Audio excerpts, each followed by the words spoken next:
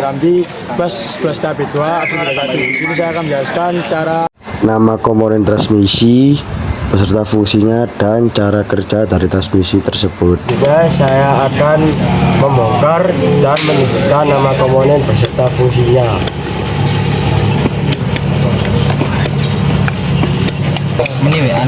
Oke, di sini komponen pertama ada input, terus gigi percepatan 4 dan gigi penghubung sinkromesh.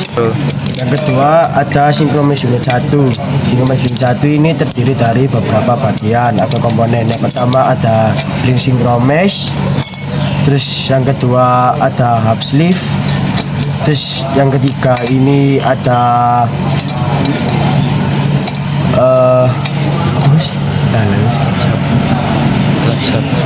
shaft. Yang kedua ini ada sinkromesh unit 1. Sinkromesh unit 1 ini dibagi beberapa bagian. Yang pertama ada ring sinkromesh, hub sleeve ini. Terus yang ketiga ada clutch hub. Terus ini key spring dan ini shifting key. Terus yang ketiga komponen ini adalah yang pertama ini gigi percepatan Mika dan gigi penghubung sinkromesh. Di sini ada gigi mundur. Di sini ada gigi percepatan 1. Di sini ada sinkromesh unit 2. Di sini juga beberapa ada bagian. Yang pertama ada ini spring. Di sinkromesh apa itu? Sinkromesh sama. Di sini ada sinkromesh unit 2. Ini sama dengan sinkromesh unit 1. Ada beberapa bagian. Yang pertama ada ring sinkromesh. Di sini clutch hub. Ini.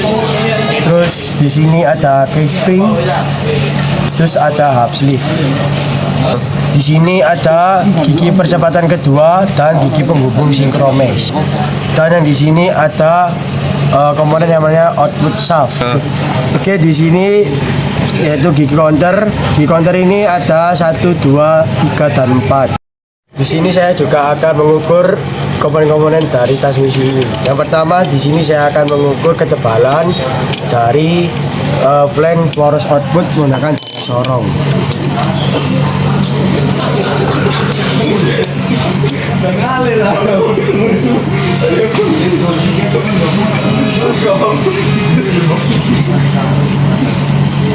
Oke, setelah saya ukur ternyata ini 3,5. Sedangkan standar ketebalan dari flange poros output ini yaitu 4,9, yang artinya ketebalannya sangat tipis dan tidak layak digunakan. Selanjutnya saya akan mengukur diameter luar dari jurnal poros output dari gigi 3 dan dari gigi 3 dan 2 menggunakan daya sorong. Pertama kita gigi 3 dulu.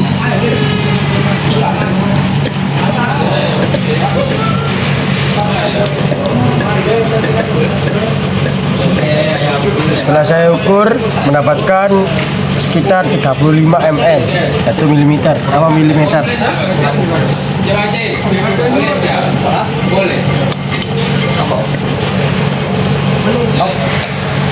Kita ke retak gigi 2.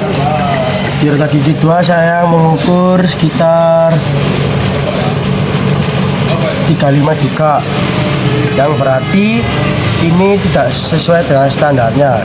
Standarnya yaitu minimumnya 38 mm. Selanjutnya saya akan mengukur diameter luar dari luncuran dalam ini ya menggunakan daya sorong.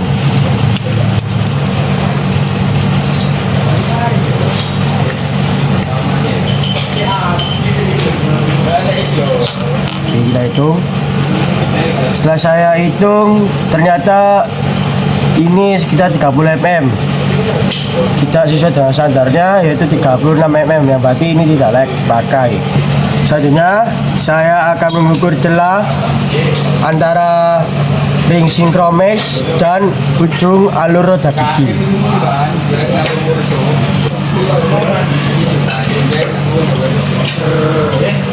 Oke, setelah saya ukur jalannya, ini sekitar 1 sampai 2 mm. Ya, dengan berarti ini mengikuti standarnya, yaitu sekitar 1 sampai 2 mm. Berarti ini layak dipakai. Di sini saya akan mengecek keseratan dari ring sinkromesh.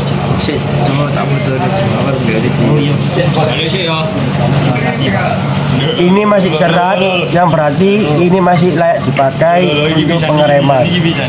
Mengukur keolengan dari poros output shaft menggunakan dial indikator.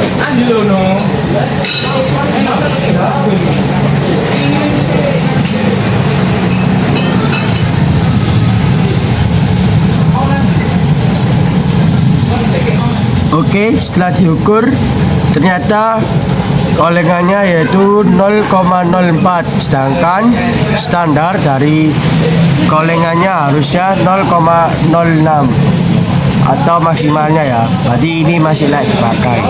Oke, di sini saya akan mengecek keretakan dari roda gigi percepatan ya. Di sini saya akan mengecek roda gigi percepatan 1, 2, 3, 4. Yang pertama dari 1. Saya akan mengeceknya.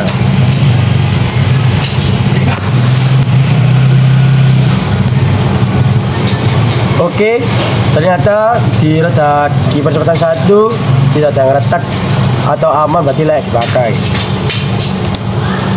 Langsung kedua.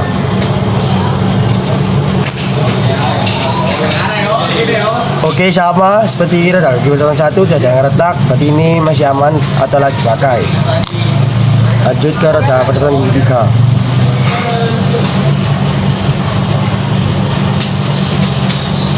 Oke, ternyata di roda percepatan gigi 3 sama layak dipakai juga, tidak ada yang retak. Oke, hanya roda gigi percepatan 4.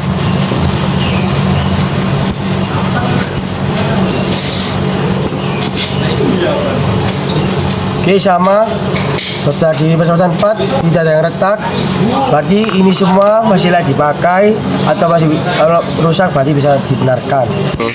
Oke, setelah kita ukur-ukur, oke, di sini saya akan menjelaskan fungsi-fungsi dari komponen-komponen transmisi. Yang pertama ada input shaft. Ini fungsinya untuk menerima tenaga putaran dari mesin melalui kopling dan menyalurkan ke roda gigi di dalam transmisi, memungkinkan perpindahan gigi dan pengalihan tenaga ke roda penggerak. Yang kedua ada sinkromesh unit 1. Ini fungsinya untuk menyamakan putaran antara roda gigi yang akan dihubungkan sehingga perpindahan gigi dapat dilakukan secara halus dan mulus tanpa suara kasar atau benturan.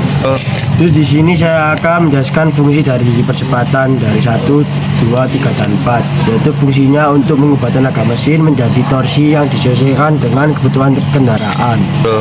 Oke, yang kelima saya akan menjelaskan sinkromesh unit 2. Ini fungsinya sama seperti sinkromesh unit 1, yaitu menyamakan putaran antara roda gigi yang akan dihubungkan sehingga perpindahan gigi dapat dilakukan secara halus dan mulus tanpa suara kasar atau benturan. Terus yang ini namanya bearing. Ini fungsinya untuk mengurangi gesekan dan mendukung putaran komponen seperti input shaft, output shaft, dan counter gear agar bekerja dengan lancar dan tidak berlebihan panasnya. Di sini namanya gigi mundur. Ini fungsinya untuk membuat kendaraan bergerak mundur dengan cara mengubah arah putar output shaft. Di sini namanya counter shaft. Ini fungsinya untuk menurunkan tenaga putar dari input shaft ke output shaft melalui gigi percepatan. Di sini namanya idle gear mundur. Ini perantara dalam transmisi kendaraan. Ini fungsinya untuk membalikkan putaran arah putaran sehingga kendaraan bergerak mundur. Di sini namanya output shaft. Ini prosesnya menyatukan torsi dari sistem transmisi ke komponen di sini namanya output shaft. Poros yang menyalurkan torsi dari sistem transmisi ke komponen penggerak roda seperti drive shaft. Oke, kita akan memasang kembali komponen-komponen dari transmisi setelah kita ukur.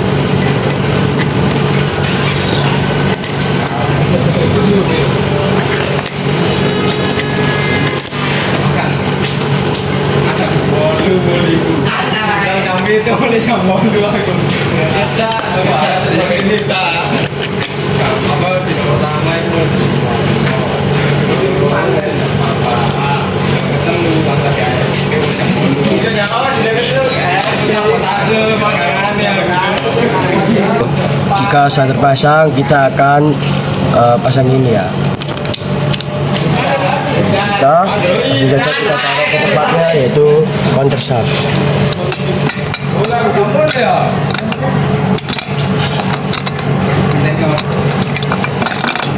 Oke, sudah.